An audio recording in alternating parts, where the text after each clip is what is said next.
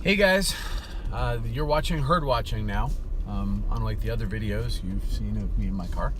So let's talk politics. Let's dive into one of the big things that's been sort of running through my social media for the last couple of days, and that is the type of people that Trump is appointing to his cabinet, and the idea that this is somehow incompatible, A, with the well-functioning government, and B, with the idea of draining the swamp, which is obviously the sort of Trump goal, or the goal that he ran on. But in order to sort of look at the way that this is being framed, we need to look at why it's being framed the way it is. And the reason it's being framed the way it is they're trying to split Trump's support from Trump himself. One of the reasons Trump won the election is he has a strong ability to speak directly to people and talk to them about the things that concern them. And this is something that allowed him to bypass the conventional media and keep his support directly. And even when they tried to redirect the narrative, because he could speak directly to us, he was able to avoid a lot of that, getting hit with that. So they have to split him from us. And the way they're going to do that traditionally is attempt to convince us that he lied to us or he didn't mean it. They can no longer attack the message. They have begrudgingly come to accept that the message is one we want. Now what they need to do is start attacking him as the messenger and say, well, yes, he is telling you what you want to hear, but he doesn't mean it, and this isn't what he's going to do, and this way we'll turn on him. They're missing the bet, and they're missing the bet because they never understood what it was that we were agreeing with. Remember, these are the people who spent a year telling us that we didn't like anything Trump had to say. We were just racists. They don't understand us. They don't understand what we want, why we want it, or anything about it. As much as they may pretend they do, they really don't have any idea who we are and what we care about. And so now they have a caricature in their head of who we must be. In their minds, they think we're racist, ignorant, rednecks. But they can't say that out loud anymore because we don't care. So they have created another caricature, and it's the caricature of the sort of xenophobic, reflexive, Russia-hating. They kind of went back to their what they vaguely remember of the 80s, and they're trying to trigger that, and they're trying to trigger what they, their sort of two-dimensional view of patriotism, and then overlay all that with a complete lack of pragmatism. And again, then they're going to try and jam that down our throats and then tell us if we don't accept their idea of us as a caricature that we are hypocrites. So where did that leave them with Trump's cabinet? Well, Trump is basically picking three types of people for his cabinet. He's picking, one, very successful business people, businessmen and women, who maybe don't have a lot of government experience, but have a ton of experience in the industries that are affected by the government agencies they're being asked to be involved with. He's also picking incredibly talented people who have a history of opinion and thought on a particular topic, to wit, the education department. And then he's picking military people, so incredibly successful, driven leaders who have singularity of vision and focus. And then lastly, he's rounding out with sort of your classic Washington insider Politico, who has proven himself to be either useful or loyal enough that you can put him in a position so that you can make use of those skills. And we're supposed to hate these people. In theory, we're supposed to believe that these people are the swamp. The rich billionaire doesn't care anything about the common man, so that's not draining the swamp. He's part of the same system that's been keeping you down. And the military guy, he's part of the swamp because, at high military levels, they've obviously been in and around politics for decades. So, that's a guy they can, Mad Dog is a guy they can trace back a decade in Washington circles in some ways. And the Washington insider type is genuinely a Washington insider, and we're supposed to flip out that there are any of those people involved, because what they want now is to define draining the swamp in a way that's unachievable and then say that Trump was lying about it. So presumably the only people who are able to be chosen who would be draining the swamp would be an average person making an average American salary, preferably a minority, who has a long government history of being in charge of related areas and no government experience at all, because then they would be an insider. So if they're too rich, they're part of the system. If they're an outsider, then they're a business person and too ignorant to be useful. If they're have experience in Washington, then they're an insider, and Trump lied when he picked them. And you see the way this is going to go? And there are reasons for us to be angry at the swamp draining narrative aside. Now they're trying to make us hate the people Trump is picking. And I have to tell you, I am baffled.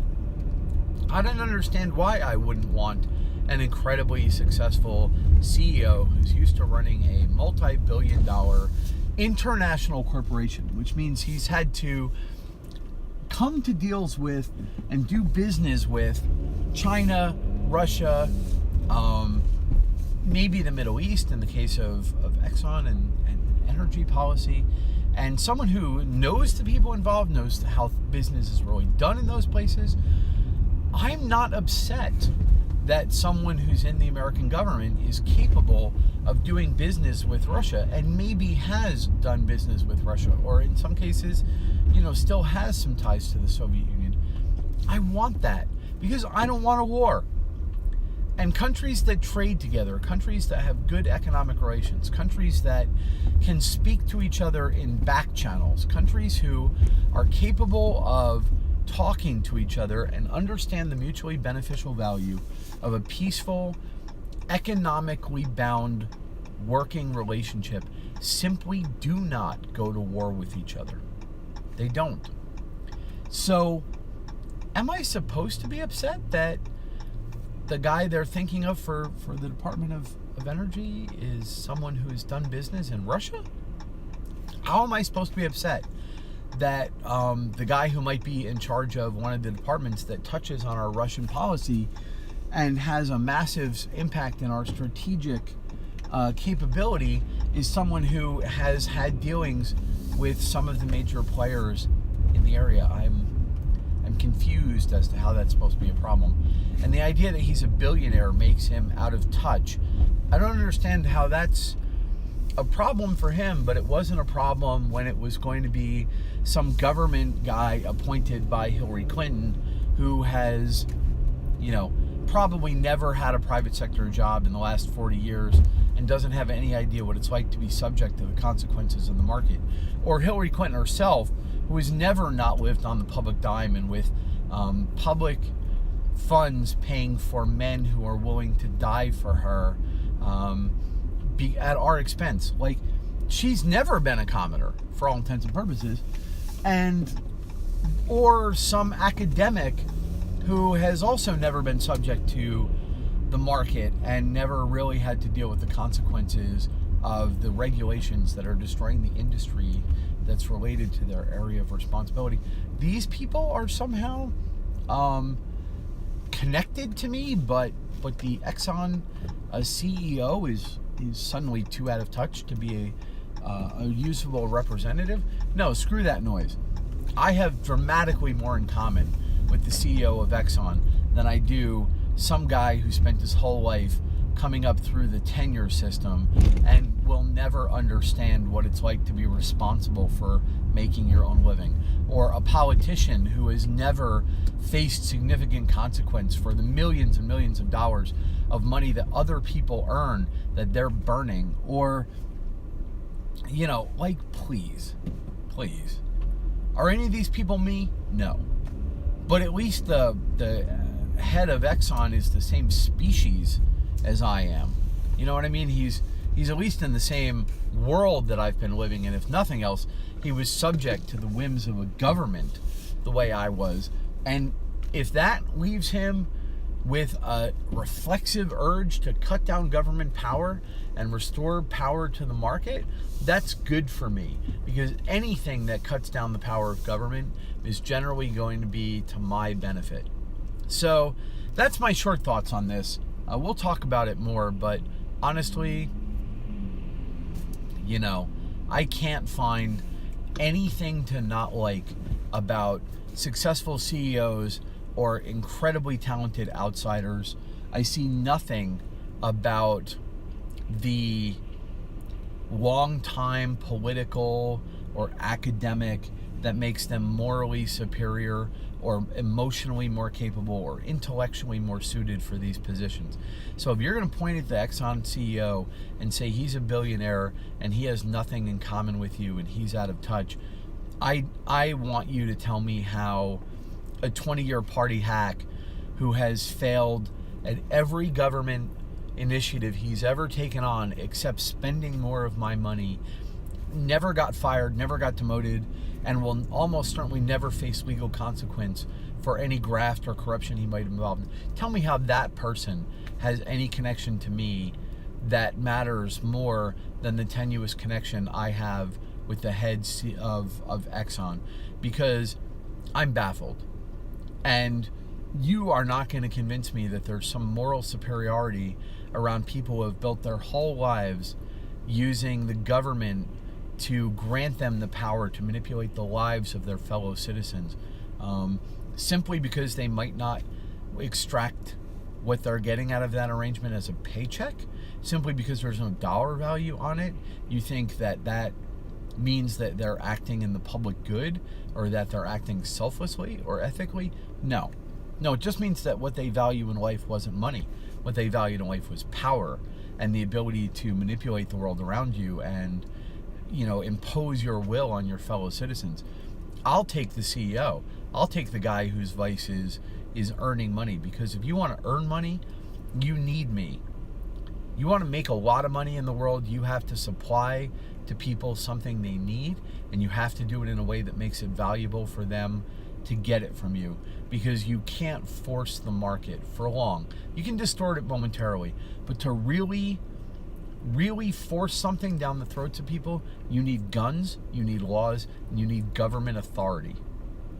And so don't tell me that government workers and politicians are not in it for greed or personal gain simply because you can't go to their bank account and see what they got out of that.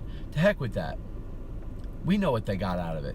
Money, influence, power, back-channel deals, the personal satisfaction of knowing they can impose their will on the world around them, the inside track in being able to avoid regulations that they don't want to be part of, and essential freedom from the possibilities of being persecuted the way or prosecuted the way they might in the private sector. So no, I'm perfectly happy to see a wave of successful outsiders come in and take the high-level spots in the U.S. government. Do we need people who know how things work and who, know which papers to push and the staff? Yeah, but that's why we have a permanent political underclass. We have a whole bunch of people who aren't the top-level policymakers who can spin the dials and pull the levers and know what stamps to use on what forms and whatever.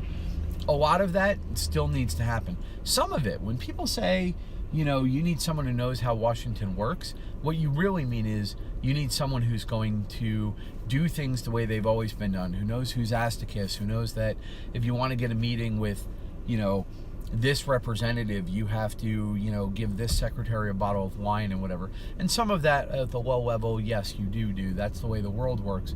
But maybe some of the things that these guys coming in who might not know how the system works, well, you know what? Maybe those parts of that system need to go. Maybe they need to get shaken up.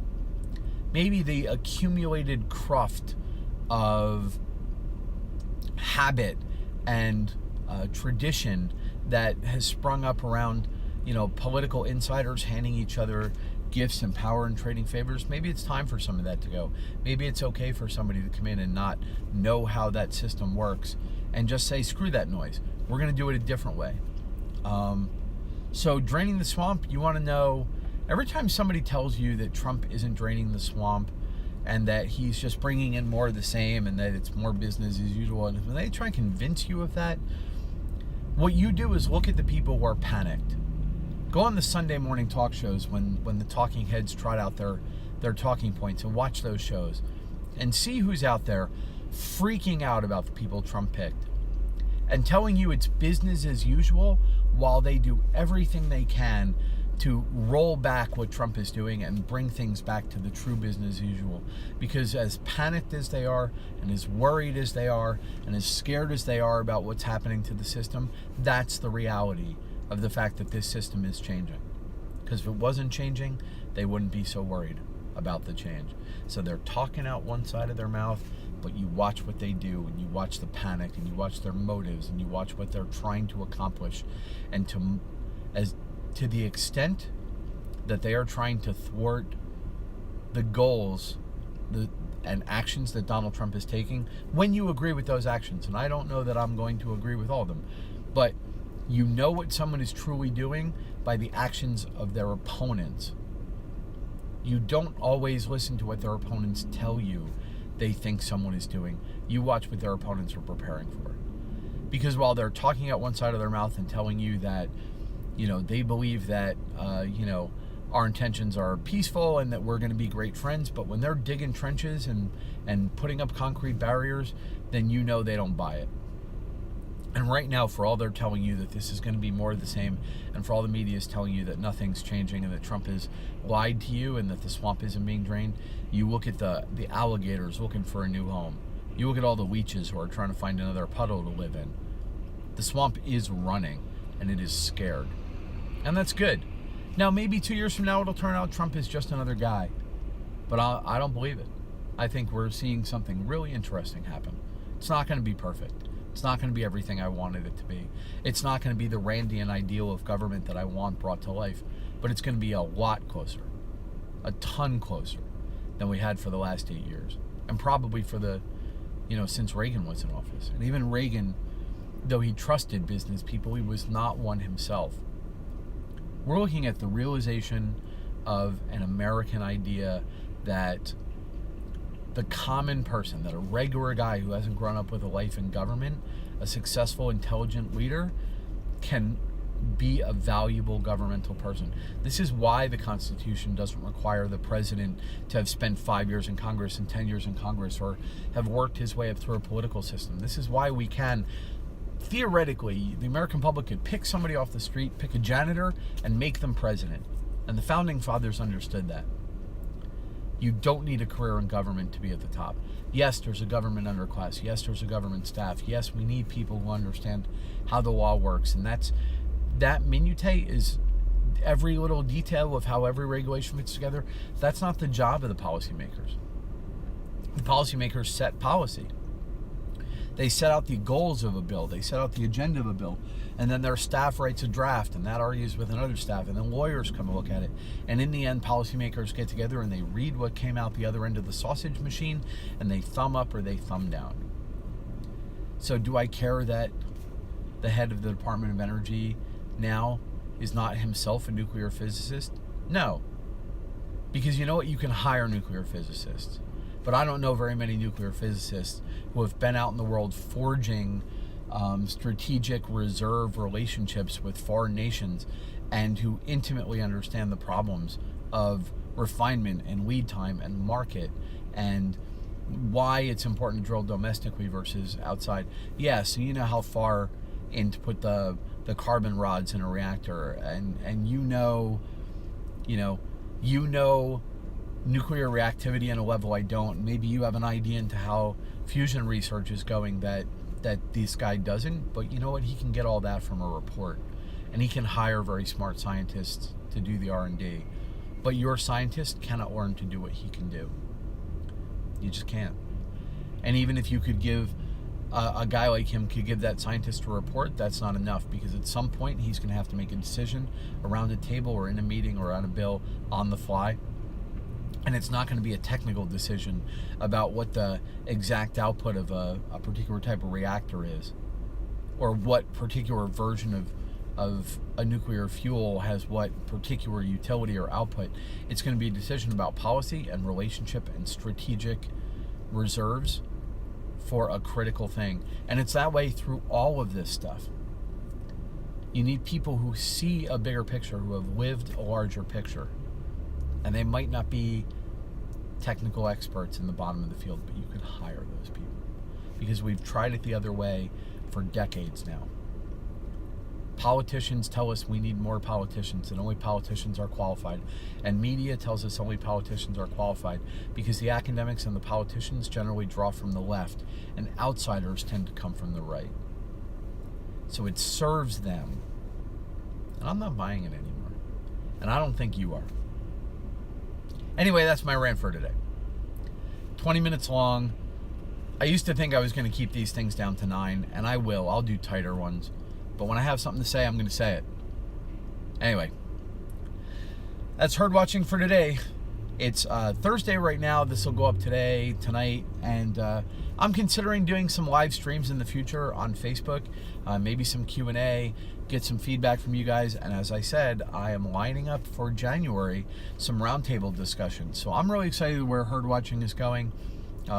Like and share, subscribe to the YouTube channel, subscribe to the Facebook page, get this out to your other friends, people who might politically agree with you or disagree. If you disagree with me, I want to hear from you. Post on the page, respond to this video, post videos of your own, and tag me, and let's get a conversation going.